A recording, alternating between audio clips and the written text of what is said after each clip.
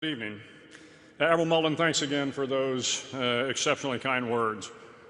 When I was notified last year that I would be receiving this distinguished award on behalf of the Special Operations Warriors, Al Zimmerman asked me who would be best to make the introduction. To me, Mike Mullen was the obvious choice. During his tenure as the chairman, he revolutionized the way the Joint Staff, the Interagency, and the National Security Council interacted with special operations. Without his phenomenal leadership and his unfailing support to special operations, we could never have been successful.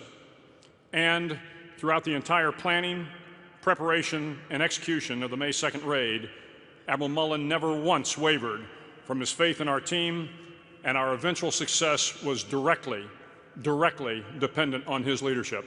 Sir, on behalf of SOF operators everywhere, I thank you.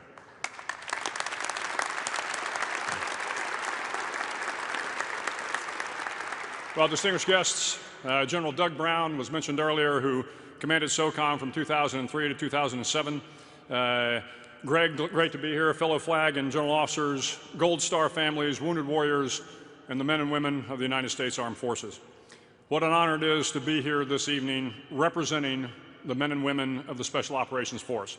I would particularly like to thank Kathleen Pearl, Al Zimmerman, Colin Sullivan of the National Defense University Foundation for hosting this event and recognizing the Special Operations Warriors for their contribution to the defense of this great nation. And Leon Harris, who has emceed this event every year, it's always great to have him here as the voice of the American Patriot Award. Joining me this evening, as was mentioned earlier, are most of the leadership of the Special Operations community. From the Army Special Operations Command, Lieutenant General Charlie Cleveland and his Command Sergeant Major George Becker. From the Air Force Special Operations Command, Lieutenant General Eric Feil.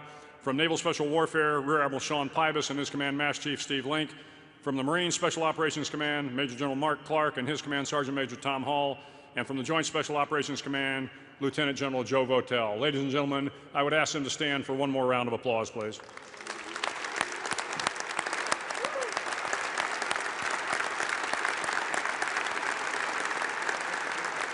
These men represent the 66,000 SOF soldiers, sailors, airmen, and Marines that make up the US Special Operations Command. I am also very proud to recognize some of our modern-day SOF heroes joining us here tonight. As was mentioned, we have a number of Distinguished Service Cross members tonight. Distinguished Service Cross recipient Colonel Mark Mitchell, Chief Warrant Officer Second Jason Myers, Master Sergeant Brendan O'Connor, Sergeant First Class Jaron Halbizan Gibbs, and Sergeant Craig Warfel. Would you please stand?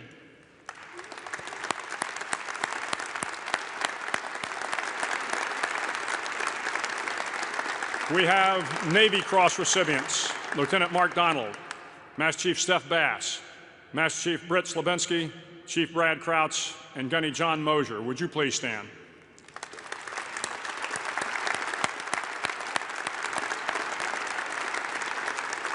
And also with us tonight, Air Force Cross recipient, Staff Sergeant Rob Gutierrez. Rob, will you please stand?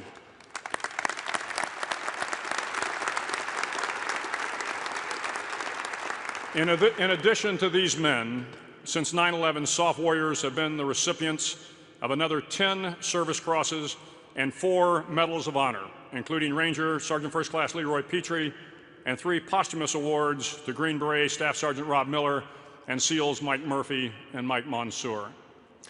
The years since 9/11 have highlighted the unique nature of special operations, from the capture of Saddam Hussein to the death of bin Laden, from the development of the Sons of Iraq to the establishment of the Afghan local police. From the jungles of the Philippines and Colombia to the mountains of Yemen to the deserts of North Africa to the waters off Somalia, our special operations forces have been instrumental in protecting American lives abroad and keeping violence from our shores. These operations have captured the imagination of the American public and the attention of the world. And consequently, as the commander of SOCOM, I am often asked, what makes special operations so special? Well, I can tell you that as good as they are, the men and women of special operations are no more courageous, no more patriotic, no smarter, and no more committed than any other man and woman in uniform. All of us who have served have been inspired by the uncommon valor of Medal of Honor recipients Sal Guenta of the U.S. Army, and Marine Staff Sergeant Dakota Myers. We are all moved by the young men and women of all the services who re-enlist at a time when the fighting is the toughest and their sacrifice the greatest. We have all seen teenage airmen, sailors, soldiers, and Marines who are wickedly smart, tearing apart a piece of high-tech gear as though they were changing a flashlight battery. And if you have been around the spouses of the fallen or the wounded from any branch of the service and seen their strength, marveled at their resiliency, witnessed their love, then you know that the word special isn't limited to the warriors under my command.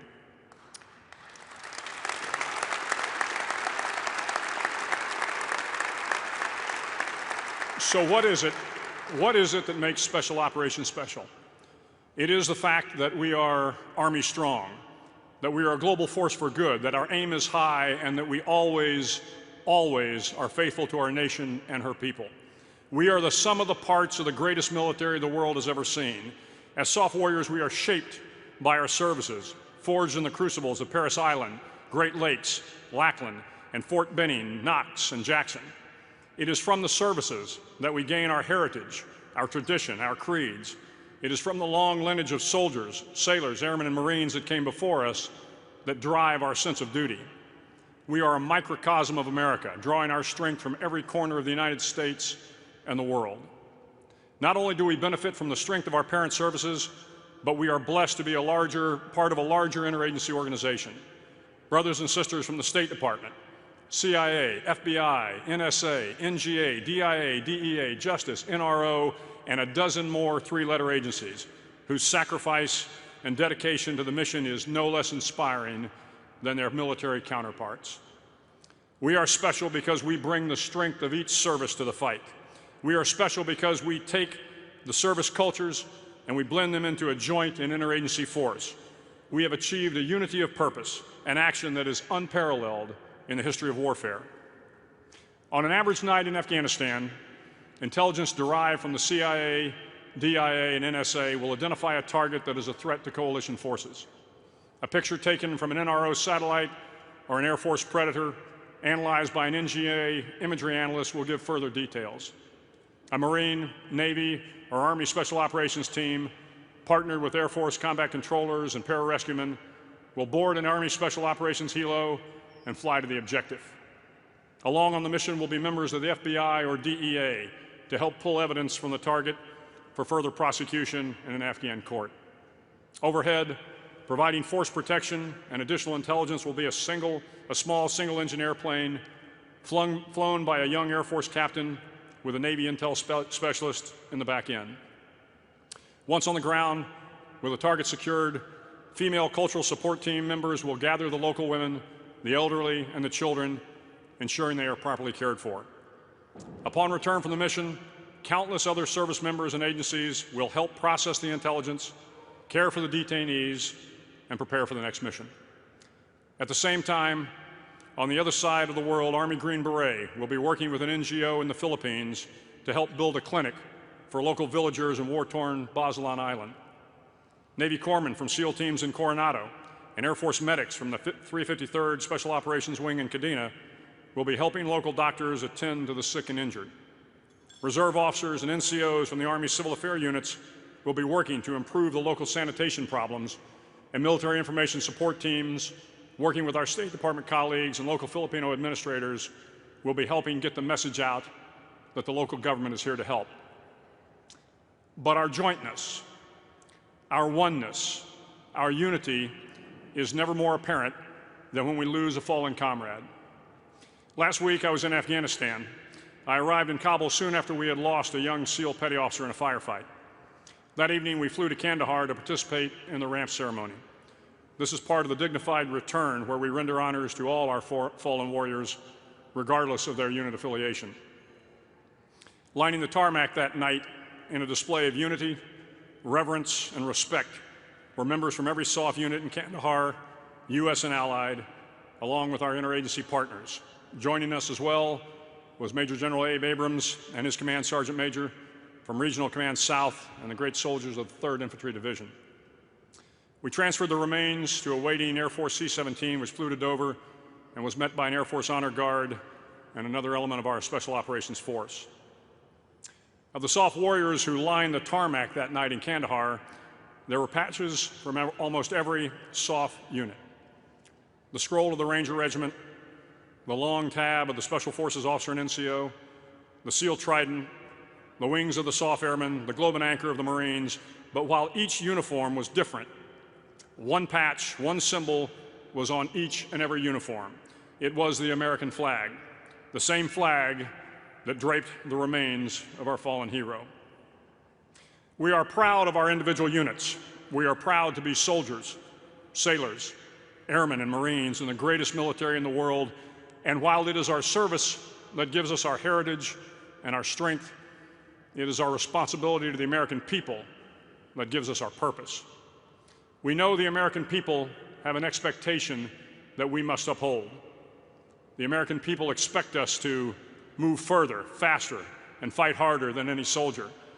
The American people expect us to be first there so that others may live. The American people expect us to free the oppressed, to always be faithful and always forward, and to serve with honor on and off the battlefield.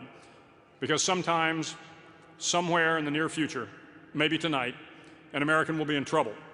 At that moment, a force of young SOF operators who are specially selected, specially trained, and specially equipped, and motivated beyond all comparison, will build a plan, rehearse actions on the objectives, and prepare their equipment.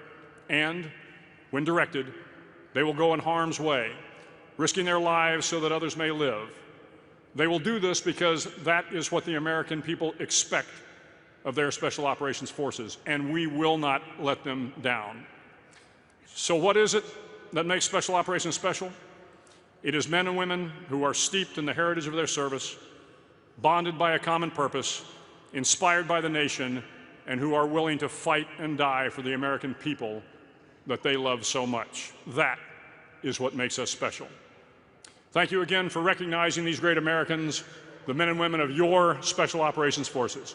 May God bless America, and may we always have the privilege to serve her. Thank you very much.